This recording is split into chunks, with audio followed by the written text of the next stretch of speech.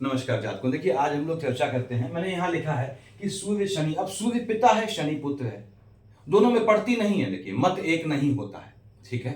और उसके बाद भी पिता तो पिता ही हुआ। सूर्य तो पूरे संसार को आलोकित करते हैं, शनि महाराज राजा बनाते हैं, रंक बनाते हैं। That depends on your horoscope. तो सूर्य शनि का दोष शांति कैसे करते हैं मैंने बताया हुआ है। सूर्य को जल चढ़ाना फॉलोड बाई आदित्य हृदय स्तोत्र, ये सूर्य को शांत कर देता है। और शनि का मंत्र शनि को शांत कर देता है। तो कब ये दोनों मंत्र, ये दोनों चीजें एक साथ करनी आवश्यक है।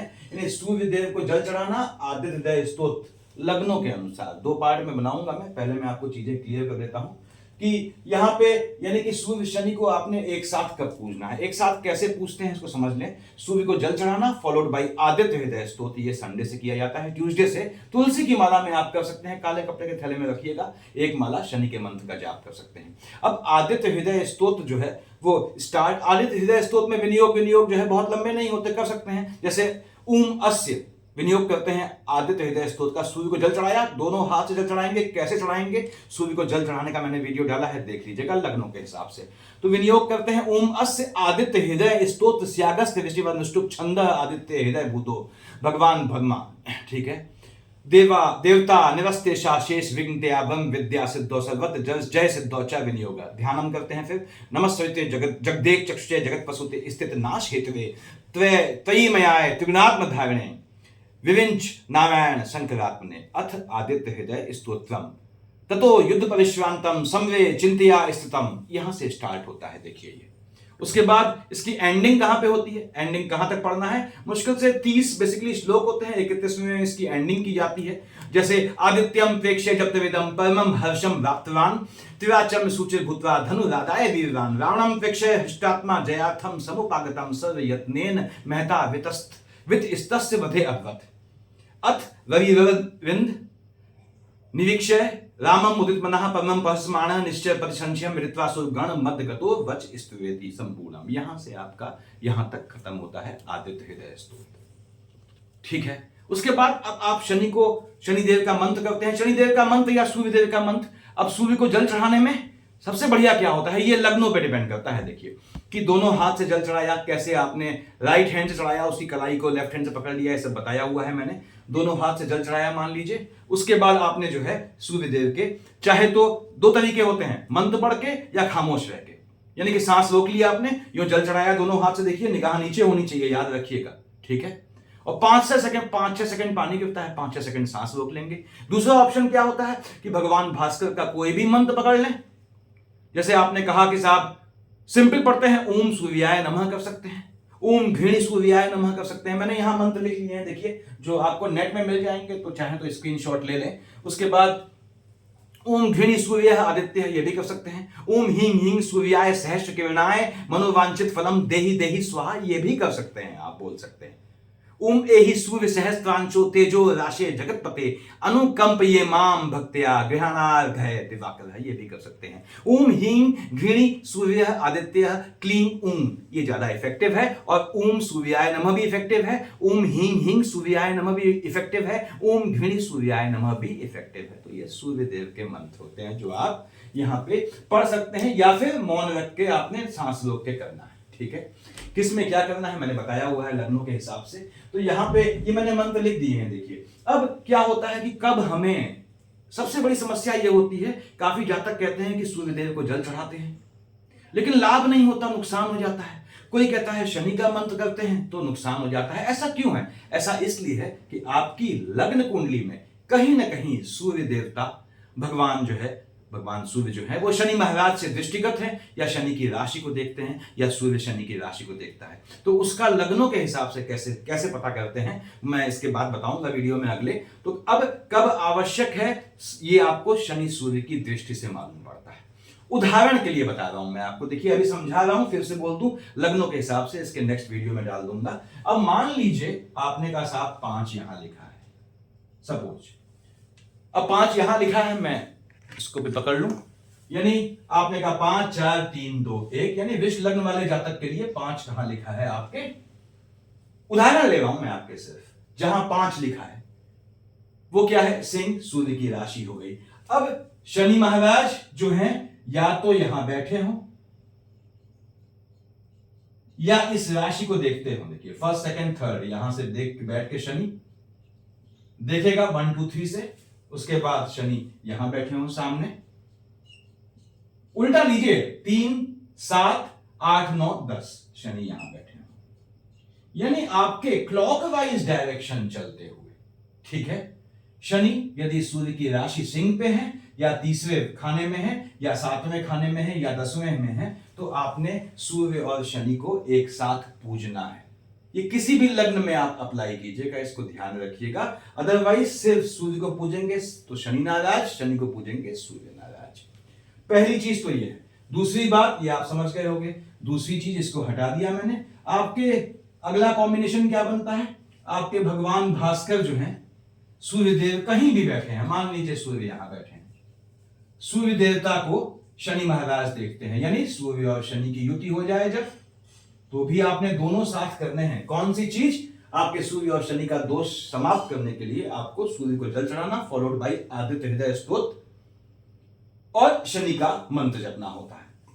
उसके बाद सूर्य यहां बैठे हैं, शनि यहां बैठे हैं, शनि यहां तीसरी दृष्टि देखते हैं, तो उल्टा चलिए फर्स्ट सेकंड थर्ड शनि यहां बैठे हैं आपके, यानी क्लॉकवाइज में शनि सूर्य के साथ बैठा है, उससे तीसरे स्थान पे है, उससे सातवें स्थान पे है या उससे 10वें स्थान पे है। देखिए यहां पे शनि महाराज जो हैं 7 8 9 10 कहां देख रहे हैं, सूर्य को, फर्स्ट सेकंड थर्ड देख रहे हैं सूर्य को, 7 से देख रहे हैं सूर्य को। तब भी आपने जो है क्या करना होता है कि ये दो चीजें, दो पूजाएं एक साथ करनी है। अकेली पूजा करेंगे नुकसान हो जाएगा, क्योंकि आप लोग कहते हैं शनि का मंत्र जपा फायदा नहीं हुआ, सूर्य का किया फायदा नहीं हुआ। ये मैंने पहले बताया हुआ है, इसको चीजें एलोबरेट कर दे रहा हूं, क्लियर कर दे रहा हूं आप लोगों को। एक चीज तो ये कॉम्बिनेशन आप समझ जाइए, कब आपको इनको साथ पूजना है, साथ पूजने की बात कर रहा हूं मैं यहां पे। अब मान लीजिए 10 यहां लिखा है आपके, 11 यहां लिखा है, ठीक है, यानी 8 9 10 11 वृश्चिक कोई भी लग्न लीजिए, मकर कुंभ अगल बगल आएंगी। अब भगवान भास्कर या तो यहां बैठे हो मकर पे या कुंभ पे बैठे हो, या आपके ठीक सामने जो है बैठे हो और इसके ठीक सामने इधर बैठे हो, यानी यहां पे क्या राशियां आएंगी इसको समझ लें आप। 10 11 देखिए 12 1 2 3 4 5 6 7 so on 8 जहां भी है, यानी सूर्य या तो मकर पे है या कुंभ पे है या कर्क पे है या सिंह पे है, तो भी आपको जो है ध्यान रखिएगा सूर्य और शनि को एक साथ पूजना पड़ता है। अगर किसी एक को पूजेंगे दूसरा नुकसान कर देगा। बाप बेटे में घात का नहीं होता, यानी सूर्य की घात शनि को, शनि की घात सूर्य को नहीं लगती। देखिए इसके बाद भी जो है आपको दोनों को एक साथ पूजना पड़ता है, क्योंकि दोनों में थोड़ा मत एक नहीं होता तो ईगो स्ट्राइक हो जाती है बाप बेटे में। तो इन स्थितियों में आपको सूर्य और शनि को एक साथ पूजना होता है। अदरवाइज सूर्यदेव को अकेले पूज सकते हैं अगर ये कंडीशन नहीं है, और आप शनि महाराज को भी अकेले पूज सकते हैं। अब शनि सूर्य जो हैं उच्च या नीच के हो, यानी आपने कहा साहब शनि सूर्य उच्च या नीच के हैं, तो भी आपको देखना होता है। कैसे, वो देख लेता हूं मैं, क्योंकि अगर आपका शनि उच्च का है, आप सूर्य को जल चढ़ा रहे हैं, शनि महाराज खफा, नीच के हैं तो भी खफा, ये तो दिक्कत का विषय है। यानी कि अगर मैं कोई भी चीज देता हूं, सपोज मैंने यहां 10 लिख दिया, 10 11 देखिए 12 1 2 3 4 5 6 7 8 9, आपने कहा साहब तुला का शनि उच्च का होता है, शनि आपका उच्च का है, या मेष का शनि है ये आपका नीच का है, ठीक है। ऐसे ही आपने कहा साहब देखिए तुला का शनि उच्च का होता है, मेष का शनि नीच का हो गया। ऐसे ही सूर्यदेव मेष का सूर्य उच्च का होता है और आपका तुला का सूर्य नीच का हो गया, यानी सूर्य आपके मेष या तुला के हैं या शनि मेष या तुला का है, तो भी आपको इन दोनों ग्रहों को एक साथ पूजना पड़ता है। किसी एक को पूजेंगे तो वांछित लाभ नहीं मिलेगा, इसको समझ लीजिए, ठीक है। सूर्य आपके जो है मैंने बताया कर्क में बैठे हैं या चंद्रमा के साथ बैठे हैं, तो सूर्य को जल चढ़ाना आवश्यक है, क्योंकि सूर्य के आने से क्या होता है, चंद्रमा जो है वो दमित हो जाता है। देखिए चंद्रमा आप देखते होंगे कि भगवान भास्कर, चंद्रमा तो वही है, भगवान भास्कर दोपहर का टाइम हुआ चंद्रमा गायब हो गया, ठीक है, ये मैं लेमैन की भाषा में समझा रहा हूं ताकि जो जब तक इसको समझ रहे हैं, सीखना चाहते हैं, उनको आसानी रहे। यानी आपके कहीं भी अगर आपके चार लिखा है, मान लीजिए लग्न में लिखा है आपने कहा कहीं भी, और वहां भगवान भास्कर बैठ गए हैं या उसके ठीक सामने 4 5 6 7 8 9 10 यहां बैठ गए हैं, देखिए ठीक है, दोनों स्थितियों में ये चंद्रमा पे आपके चंद्रमा को जो है वो अनइफेक्टिव बना देते हैं। यहां कर्क में तो सूर्य देखता है तो घात पहुंचा देता है। तो ऐसे में आपको भगवान सूर्य को जल चढ़ाना है, और कब सूर्य और शनि को साथ पूजना है जातकों, ये मैंने बता दिया। शनि का आप कोई भी मंत्र पकड़ सकते हैं। शनि की माला में ओम शन शनिश्चराय नमः बहुत बढ़िया है। देखिए आप ओम शन शनिश्चराय नमः करते हैं, वो सफिशिएंट है। आपने कहा साहब थोड़ा लंबा पढ़ लूंगा मैं, तो ओम नीलांजन समाभासम कर सकते हैं, भविपुत्रम यमागजम, वो भी आपको लिखा है मैंने, देखिए वो भी आप कर सकते हैं शनि का मंत्र, ठीक है। अदरवाइज ओम प्राण पीत्वा सह शनिश्चराय नमः ये भी कर सकते हैं, लेकिन सही राय दूं तो ओम शन शनिश्चराय नमः इफेक्टिव है, ये काम कर जाता है, लय में वाणी में बैठ जाता है, और ओम शन शनिश्चराय नमः में बुध का दोष नहीं लगता है, इसको ध्यान रखिएगा। तो ये आप कर सकते हैं, यानी शनि की एक माला में ओम शन शनिश्चराय नमः करने में मुश्किल से ऐसे करते हैं, माला बताया हुआ है जातकों मैंने, मुश्किल से 4 से 5 मिनट लगते हैं। तो 3 माला भी कर सकते हैं, याद रखिएगा। शनि महाराज की माला करेंगे तो और मंत्र जपेंगे, 1 या 3, एक माला भी काफी होती है। तो बहुत ज्यादा पैनिक नहीं होना है, अपना काम चलना चाहिए। सूर्य जिस ग्रह के साथ बैठ के जन्म कुंडली में उसको अस्त करता है, ठीक है, तो सूर्य की और उस देव की, उस ग्रह की, दोनों की उपासना करनी पड़ती है। और ऐसे में यदि गोचर में वो ग्रह अस्त होता है सूर्य के चलते, तो वहां भी आपको मजबूती से सूर्य को अकेले पूजेंगे, ग्रह परेशान, ग्रह को पूजेंगे सूर्य परेशान, यानी सूर्य शुक्र की युति है। याद रखिएगा, सूर्य शुक्र की युति वैवाहिक जीवन में हलचल मचा देती है, जला देती है वैवाहिक जीवन को। तो ऐसे में सूर्य और शुक्र को आपको साथ पूजना है, साथ यानी दोनों को पूजना है। साथ यानी ये नहीं कि एक माला में पूजेंगे, क्योंकि सूर्य और शुक्र की पड़ती नहीं है। ऐसे सूर्य और मंगल की युति है तो दोनों को आपको पूजना है, याद रखिएगा। बाप बेटे की है सूर्य शनि की तो आपको पूजना है। सूर्य चंद्रमा की है, चंद्रमा का तो वो हो गया, विलोप हो गया, वो लुप्त हो जाएगा चंद्रमा, यानी कर्क राशि गायब हो जाएगी सूर्य के आते ही। तो ऐसे में आपको चंद्रमा को भी पूजना पड़ता है। यही चीज सबके साथ होती है। हालांकि सूर्य बुध की युति हो या सूर्य बृहस्पति की युति हो, तो बृहस्पति महाराज तो देवगुरु हैं, सूर्य भगवान संसार को आलोकित करते हैं, दोनों का काम एक ही है। एक अपने प्रताप से कर रहे हैं और एक जो है वाणी से करते हैं, तो दोनों जो है बहुत ज्यादा परेशान नहीं करते। ऐसे ही सूर्य बुध जो है एक दूसरे को बहुत ज्यादा परेशान नहीं करते। अस्त का योग जो है वो मिनिमाइज हो जाता है बुध के सूर्य की शेड में आने पे, बस सूर्य उच्च या नीच के ना हो, ये ध्यान रखना है। उसके बाद सूर्य पे आपके ग्रहण, यानी सूर्यदेव बैठ गए राहु केतु के साथ आपकी लग्न कुंडली में, तो भी आपको सूर्य को मजबूत करना है। याद रखिएगा, राहु केतु का दृष्टि दोष यूज आपको दूर करना होता है, ठीक है, ताकि वो सूर्य पे न पड़े।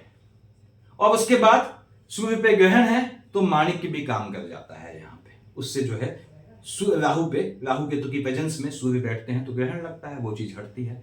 सूर्य आपके 6th में है, 8th में है, 3rd में है, तो भी आपको सूर्य को पूजना चाहिए, सूर्य को जल चढ़ाना चाहिए।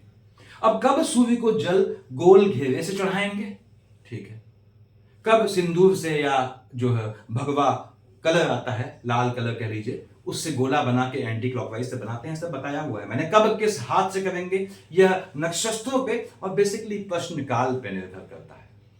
पूजा के गलत तरीके का दोष, कुछ भ्रांतियां दिमाग से हटाएं। पूजा में कुछ त्रुटि हो गई, ठीक है, तो होता क्या है कि मैं अपनी समर्थता के हिसाब से कर रहा हूं, ये कहना पड़ता है, ये कन्फेस करना पड़ता है। पूजा के गलत तरीके का दोष अकल्ट में लगता है, सामान्य पूजा में नहीं लगता। यानी आप सपोज हनुमान चालीसा पढ़ रहे हैं, हनुमान चालीसा पढ़ते पढ़ते अचानक आपका फोन बज गया, आपने हाथ पड़ गया फोन पे, उसका दोष नहीं लगेगा आपको। अकल्ट के हिसाब से करेंगे तब दोष लगेगा। सामान्य पूजा पाठ में से मैंने बताया हुआ है जातकों, सिर्फ मन का सुकून सा हासिल होता है, अपने साथ हो रही नेगेटिव चीजों को जस्टिफाई करने के रीजंस मिलते हैं, लेकिन उनसे हल नहीं निकलता। हल चाहिए तो याद रखिएगा कि आपको पूजा अकल्ट के हिसाब से, यानी एक नियम में बध के करनी पड़ती है। अकल्ट का मतलब यह नहीं कि तांत्रिक पूजन कर रहे हैं आप, एक नियम में बध के करनी पड़ती है। यदि आपका सूर्यदेव की पोजीशन ऐसी है, जैसा कि बताया मैंने, कि सूर्य को आपको जो है जल चढ़ाना ही चढ़ाना है, तो सूर्य को जल चढ़ाने वाले को मूत्र का उत्सर्जन जो है वो खड़े होकर नहीं करना पड़ता, बैठ के करना पड़ता है, याद रखिएगा। सूर्य की दिशा में या पूरब दिशा में, यानी सूर्य जिस दिशा में है उस समय, या पूरब दिशा में की ओर, तो बिल्कुल भी जो है आपको लघुशंका इत्यादि अवॉइड करनी पड़ती है। लघुशंका की बेसिकली बात कर रहा हूं क्योंकि उसमें यूरिन में लिक्विड निकलता है, ये ध्यान रखना होता है। ठीक है। वास्तु का खेल जो होता है, मंदिर बेसिकली क्या होता है समझें, मंदिर से, शौचालय से, भोजनालय की स्थिति से संभलता है, और वास्तु का दोष सूर्य और शनि को शांत करने से भी संभलता है। ये सबसे अच्छी बात है, इसमें आप कर सकते हैं। यानी गेट की संख्या, कितने दरवाजे हैं, मान लीजिए जगह साउथ फेसिंग है, कैसे डोर्स रखने हैं, क्या लोकेशन रखनी है, या ये भोजनालय, शौचालय और आपके जो है मंदिर की क्या पोजीशन, ये संभालता है। और अगर ये नहीं कर पाते हैं तो सूर्य को जल चढ़ाएं, फॉलोड बाई आदित्य हृदय स्तोत्र, या फिर सूर्य जिसको जो है और शनि की माला।